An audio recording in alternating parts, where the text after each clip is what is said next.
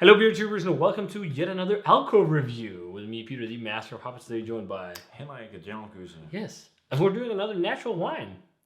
I did one with Brett earlier this summer of a wine from Cantina Giardino, and since then I've been to Alsace on vacation, as you guys probably have seen some of the videos from the trip. We went to Belgium, whatnot, but we brought back some wines, both natural and normal.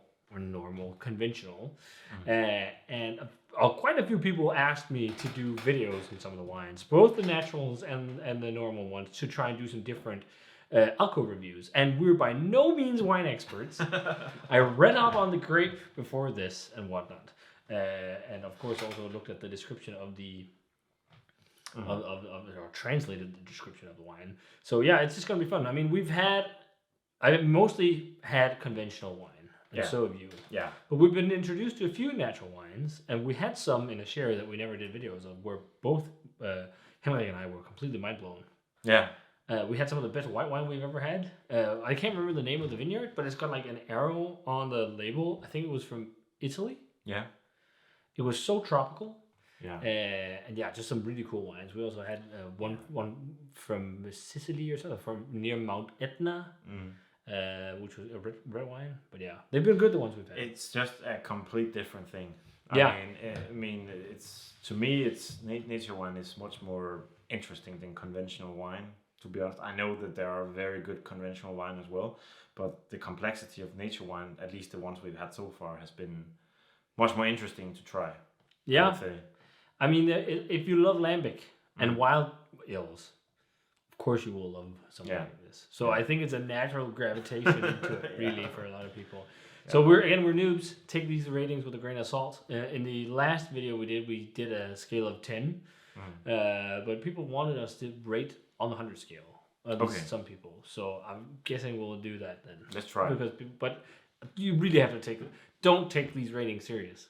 Take the beer rating serious, because we know what we talk about in terms of beer, and at least if you think you have the same flavor preference as we do. But with this, like, we're not wine experts, but it's a subjective rating, so it's what we personally think. So we're trying a wine from Sons of Wine, and this is their GW Inspiration. So Sons of Wine is a small natural wine producer in Alsace. I can't remember the city where it's close to, actually. Just say, yeah, it's close to Beblenheim.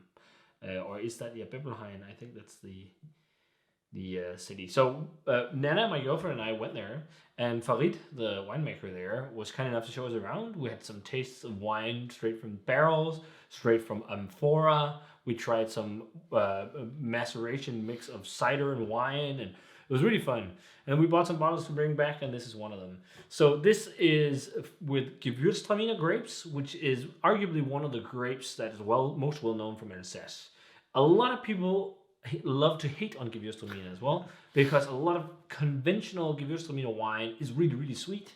And that's like the flavor profile on Gewürztraminer is really perfumey and spicy. That's why it's called Gewürz. Gewürz means like spicy. So it's like really spicy and floral. It's got some tropical nuance as well. Often some people say rose water. Some people say Turkish delight. Myself, sometimes, like when we tried some in Alsace, I thought lavender was spiced in one. So it's quite unique. So this one is, let's see what the ABV. So it's a 22 vintage. So it's a really, really fresh bottle. We're drinking very, very young, actually. We maybe should have had one to age, one to drink. But this is 13% alcohol. And Gewürztraminer grapes also has often a bit more residual sweetness than most other grapes. So they are often a bit sweeter. But this one, as far as I remember, because I think we tried this at the vineyard, was a bit more dry. Yeah. And also, of course, tart/sour, because it's naturally fermented. So what they do with this, I'm going to have to look at the translation here just to sum up, because everything is on French, of course, on the bottle. So it is old Gewürztraminer grapes from Saint-Hippolyte. I'm not sure if I'm pronouncing it right. And they are grown on granite and pink sandstone soil. And they are exposed to, it's on the southern ends of the fields the grapes are from, and they're exposure to light plowing of the fields. And the vineyard is treated with herbal tea, and then it says slurry. I wonder if it's yeast slurry. But it's super weird, but apparently the composition of grain and soil has so much to do with grapes.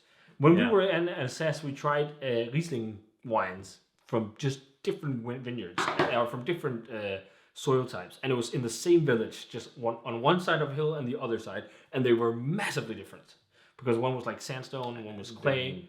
Brought on in the same way. Yeah, exactly the same. It was just different soil compositions. Okay. It was pretty crazy. And then what's also crazy with this is like it's farmed according to the cosmic environment. I think that's like it's a very old traditional way of making wine where you look at cosmic environments in terms of when to harvest and things like that. And it's not very common anymore, but it's something natural wine producers do. And then it's aged on, or it's conditioned on the skins for 5 days without punching down or anything. So it's had skin contact for 5 days. And that gives tannins, and that often gives color. For example, if it's like some give you something more red in color, so you can produce more orange wines. And then it's lightly pressed and aged on fine lees in a steel tank. So fine lees is residual, like usually yeast from fermentation that drops down, sits in the bottom of the tank. And when you age it on the lees, you can produce complexity, but aging it for too long, then the wine will be not so great. So that's what I could gather from my research. Yeah, so it's a quite complicated process. It sounds like it. Yeah, it looks like what you think when you think of natural wine. It's slightly hazy. It's very pale. It looks like a pear type yellow or something like that. Like a ripe pear with just like the lightest amount of haze. And you can see there are some curtains. So I think it will be a little bit sweet. Yeah. But we'll see. Okay. Should we try and check it out? Let's try it. Let's smell it. Yeah. Really perfumey, but really nice smelling. Yeah. I'm getting loads of apple and pear on this one too. Yeah. There's something really interesting, like almost like there's like herbs that reminds me of like Asian cuisine. Yeah. But I'm not really sure what it is. Maybe ginger or galangal or something like that. Yeah. Galangal. Yeah, galangal. Yeah. Because it's almost like lightly spicy licorice or something. Like it's very fruity and very spicy. Yeah. Let's give it a taste. That's right. Cheers.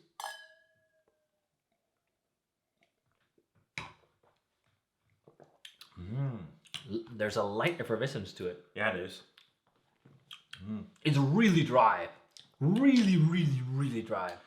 Like, this is not what I think of when I think conventional Gewürztraminer. I think really, really sweet. But it's a very aggressive flavor. It's really spicy. Yeah. Like, it's like chewing on pink peppercorns and lavender. Like dried lavender almost to me. But actually, with like tropical fruit. There is kind of a pear. And also actually a little bit of kombucha. Yeah. I feel totally. And I think there's more of like a kombucha type acidic flavor than there's like lambic type funk. Yeah. It's nice. Huge tannins. It really dries out your mouth. You gotta love tannins. Like a lot of wine people seem to not like high tannins. They prefer tannins to fade. But I think coming from beer and loving bitterness, I love high tannins. It's super weird. Yeah. But I liked it. Shouldn't be too much, of course. But that drying tannic sensation, that dryness of the mouth, I like that. I think though, like this is like right on the edge for a lot of people with a bottle this fresh. Again, it's a 22 vintage. At least it says 22 in the bottle. So it says it's bottled in June 22. Yeah. So maybe it's the 21 harvest, but it still it drinks like. But it isn't. It isn't a overpowering dryness. I still think that there is some.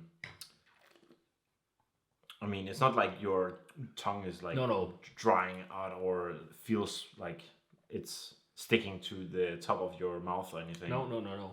I actually really like it. Yeah, it's really nice. I'm really impressed with that like Asian type herbal flavor to it. Like I think there's ginger. I think there's almost like lemongrass and galangal, and then there's like a little bit of a passion fruity thing, and like that's the pear and apple, high tannins, high spice. It's just got a lot of cool flavor. For me, this is a bit dangerous. I'm drinking it way too fast. 13%, which is like, I'm almost getting cedar wood too, but there's no wood involved. It's just like it's I think it's the dryness. Yeah. Right? Yeah. It's almost oaky. Yeah. Oaky And cedar, something like that. it's really hard to grade because we're It noobs. is, yeah. We're total noobs. Yeah. And I think that, so this is the first time we do a white natural wine on the channel. The other one was the first orange wine, so now we just need to do a red natural wine, and then we've done a few. There's so much variety, with grapes and everything. But like my level of enjoyment is probably around a 90. I really like it. Yeah. It's really enjoyable. It's not like mind blowing, but it's just really, really, really good. Yeah. Like I really like drinking it. I think So 90 or a 9 out of 10. Yeah, 90, 92, I would say. From the small perspective of the nature wine we've had so far. I mean, our frame of reference is tiny. It's very tiny, yeah. But I really dig that there's so many cool things going on. And also, like, on the back, there's the salinity of it. Like, the savoriness is quite nice. Yeah. Really nice. I mean, I think this is quite readily available on a lot of web shops. I think Even More Natural Wine has had it. So if you want to check it out, you can probably buy it on there. But check out GW Inspiration from Sons of Wine. That's for sure. A recommendation from us. If you already had a vintage of this, let us know what you thought of it. If you want to see more natural wine reviews, let us know. Or just conventional wine. We've got conventional Alsatian wines to check out as well. We brought back. Yeah, and if you have any comments on the flavor profiles we get, and if we're totally wrong, we're just using our imagination. Let us know. That's how you taste best. Yeah. You use your imagination. Yeah. And That's think true. of what does this remind you of. But so Gewürztraminer is quite a powerful grape. That's crazy. Fun to try it like this. So yeah, if you guys have this, let us know, especially this vintage. And as always, remember to comment, subscribe, check out the Facebook fan page, Twitter, and Instagram. Give this video a thumbs up if you enjoyed it. Ring the bell for future notifications about more Alco reviews of maybe more natural wine. And we're going to say cheers and see you guys in another Alco review.